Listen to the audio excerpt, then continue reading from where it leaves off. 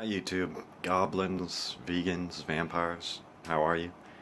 I was just looking at some funny little arguments coming from anti-vegans about what amounts to many of the times are just anecdotal claims. These are like individual cases where people say, oh, well, it really did, this person went on a fruitarian diet and they took no supplements and look at their health now.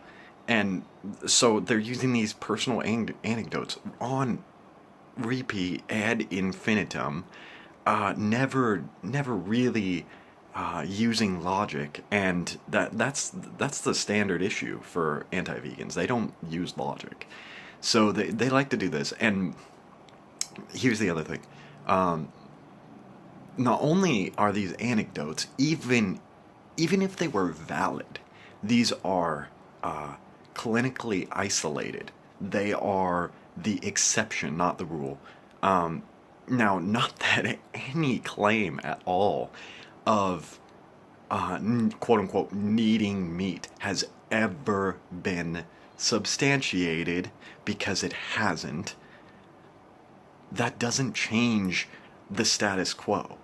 These are people who say, "Oh, well, because uh, June down the street, she's old, and so she has to have meat in her diet." I know that claim can't, and it just simply isn't substantiated, but it's true. And therefore, this is literally what they're arguing. Therefore, we need to rape, torture, and murder tens of billions of animals every year. That's literally what they're arguing. Because of medically isolated, unsubstantiated claims, we have to murder tens of billions of animals, cause the intentional, direct suffering by means of rape, torture, and murder of sentient, thinking creatures. That's their argument.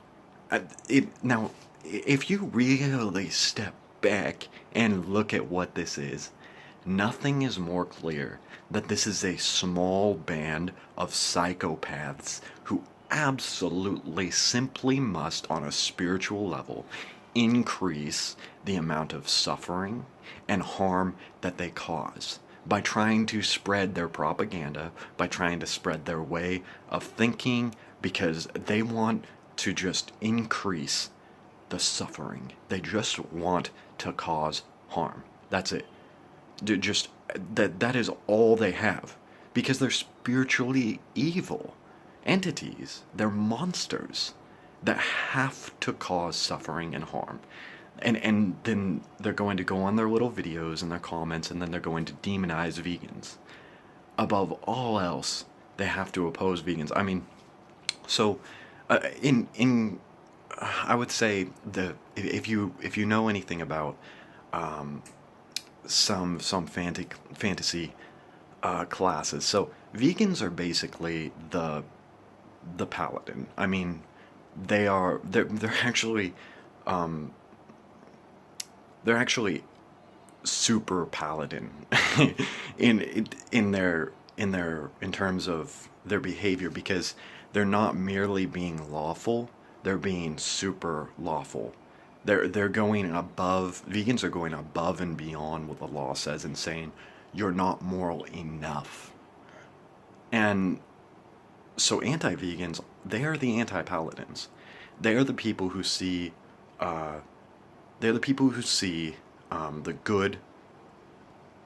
They see the good. They see sort of working towards morality and uprightness and righteous good behavior. Though those who are actively working to increase compassion and justice for everything and everyone. And they're saying we have to destroy that. If there's anything at all that we do, we must destroy compassion and justice. That's what these people are. That's really what they are at their core. They're spiritually evil. And the sooner that we can start getting MRI scans for every individual, the sooner it will be shown. We need to be scanning everyone eventually, and we need to show what they are and show just how evil these things are.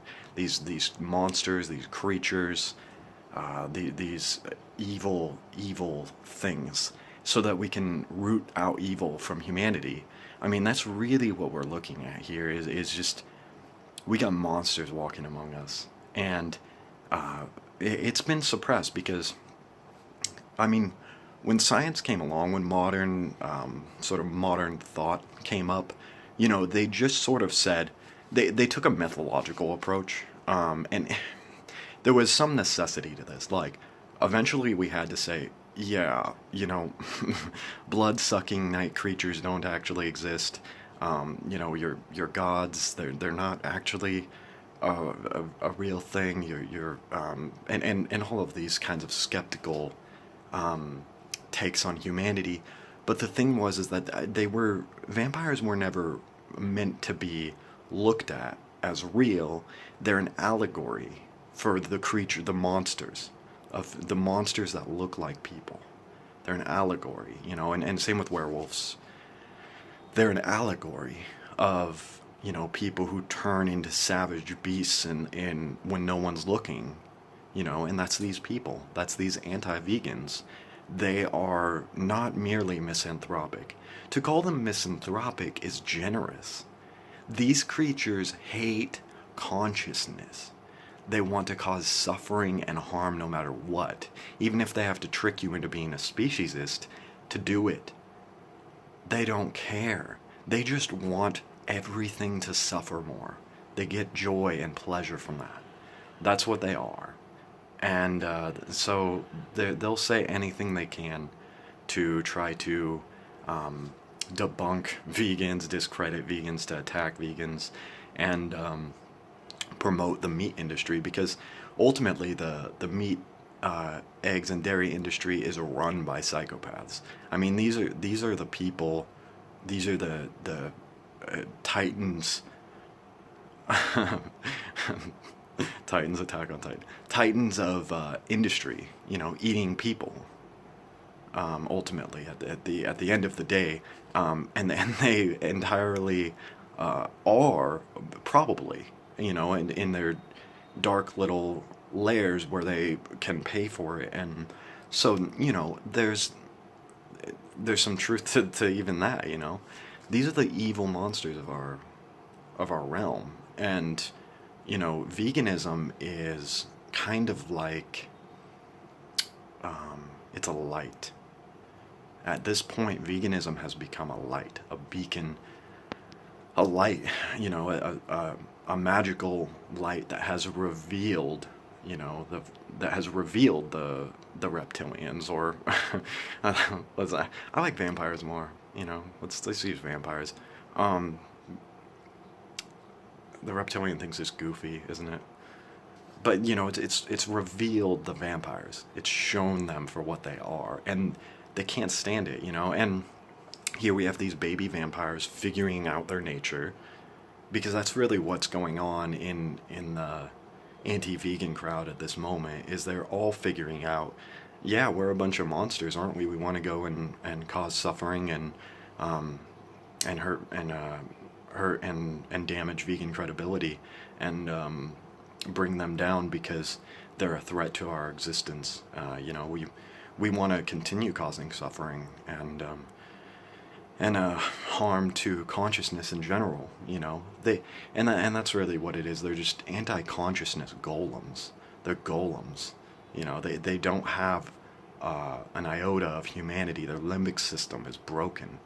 No amygdala functioning, no orbital frontal cortex working in their brain. They're just an evil thing. So, I just want to point that out and make it really, really obvious that we're not really against human force here. I mean, these are the army. This is the armies of the undead that we're looking at when we see anti-vegans. You know, they're not, and that's why, you know, I saw one Joey Carbstrong video where he's talking to some guy and he's just like, that I mentioned him earlier. He's just a sleepy dude. I really want to kill an animal. It's like, dude looks undead. I mean, they're golems. They don't have humanity in them, and that's why Joey was so off put. He even put in his description, he's like, very disturbing. It's like, yeah, it's disturbing because you're looking at a zombie, you're looking at a golem, you're looking at a brainless entity. You know, brainless in the sense that they're everything meaningful about their brain has been sort of scooped out by evil magic, basically, or some other, you know, whatever you want to call it.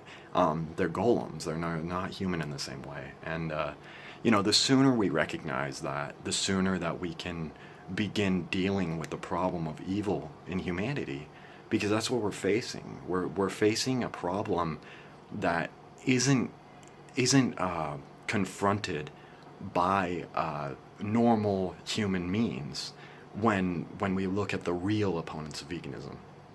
And that's because you can appeal to compassion in any human. Look around, all of them. 99%. You can appeal to compassion, and their limbic system will respond, and they will understand what you're talking about because they're human.